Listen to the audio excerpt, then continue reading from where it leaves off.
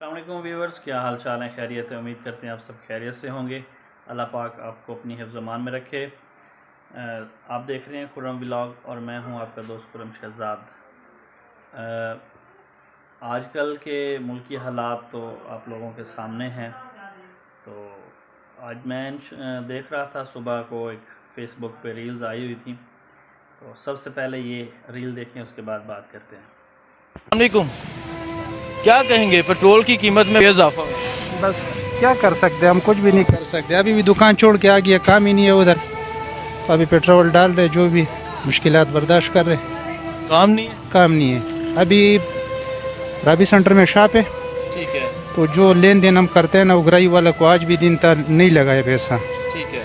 تو ابھی وہاں سے آگے پیٹرول ڈالے، گھر جا رہے، بس بل بھی آئے ہوئے بل کتنا ہے؟ 30,000 30,000، اور دوسری طرف 300 پلس یہ بالکل۔ آج بسم اللہ بھی نہیں کیا، شاپ پہ خالی آگے کیسے ہوگا گزارا؟ کرتے بھی، دیکھتے اللہ خیر کرے، جو بھی برداشت کر رہے۔ برداشت کرنا پڑے گا، یہ تو معیشت ٹھیک ہے۔ دیکھیں جی، یہ حالات ہیں، لوگ ایموشنل ہو گئے ہیں سر،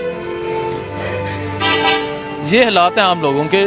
یہ ایک عام انسان کی، ہر انسان کی یہ کہانی ہے۔ آپ دکھائیں ان کو کہ ان کے آنسو آ گئے ہیں حالات کی وجہ سے۔ ان کا کہنا ہے کہ میں نے پیسے دینے تھے اور آج بسم اللہ بھی نہیں ہوئی، مینز کہ آج 1 روپیہ بھی نہیں کمایا۔ سر ایسی بات ہے؟ ویڈیو دیکھنے کے بعد دکھ اس بات کا نہیں ہے کہ مہنگائی ہو گئی ہے، دکھ اس بات کا ہے کہ ہر بندے کے ایک جذبات ہوتے ہیں، کچھ خیالات ہوتے ہیں، ٹھیک ہے۔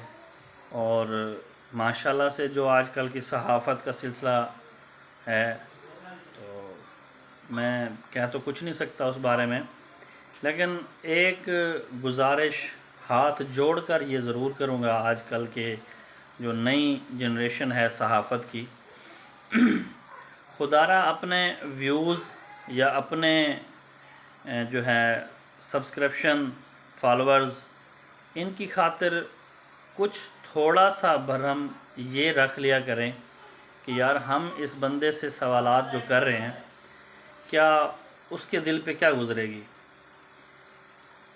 اس نے جتنے سوال کیے، ہر سوال کا اس نے بندے نے جواب دیا، بالآخر اس کے جو ہے نا جذبات قابو میں نہ رہ سکے اور بے ضبط ہو کے وہ رونے لگ گیا۔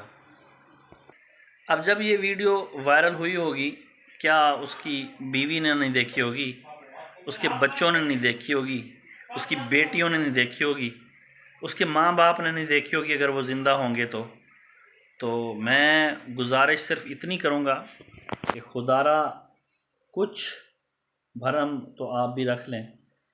حکومت یا ملکی حالات تو جہاں پہ جا پہنچے، ٹھیک ہے، ہر بندہ فیس کر رہا ہے ان سے، ٹھیک ہے، اور کرنے کی ایک ہمت رکھتا ہے۔ وہ اپنے گھر کا جیسے بھی چلا رہے ہیں، چلا تو رہے ہیں نا، ٹھیک ہے۔ آپ مزید ان کو جو ہے نا اتنا ننگا نہ کریں لوگوں کے سامنے، میڈیا پہ، سوشل میڈیا پہ، عوام کے سامنے، کہ وہ اپنا ضبط توڑ دیں۔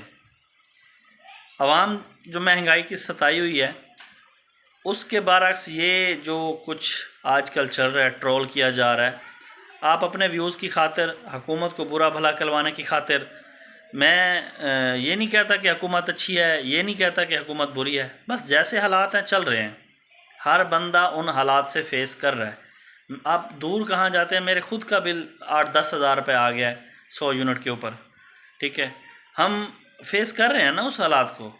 تو خدارہ میں یہ آج کل کے صحافت دوستوں سے، صحافی دوستوں سے یہی کہوں گا کہ آپ جو میک عام عوام کے سامنے منہ کے آگے جا کے ٹھونس دیتے ہیں، یہی make in M N as, in M P as, ہمارے ان حکمرانوں کے سامنے بھی جا کے کریں نا، جو ہم سے ووٹ لینے کے بعد ہمارے علاقے میں نظر نہیں آتے، ٹھیک ہے۔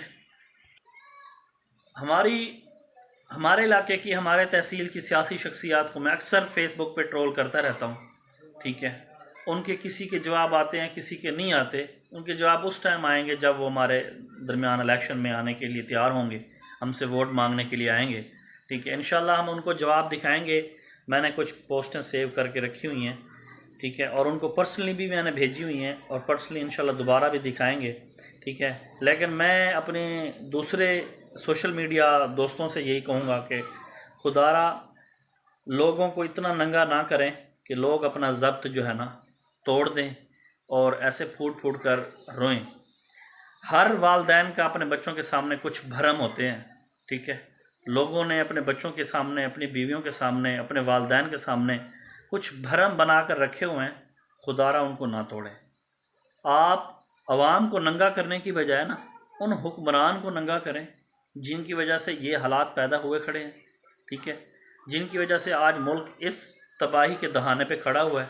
میرے بہت سارے دوست ہیں جو ہمارے مخالف پارٹیوں کے ہوئے ہیں، لیکن اندر ہی اندر وہ بھی اس ٹائم اتنے تنگ دست ہیں نا، آپ کو بتا نہیں سکتے۔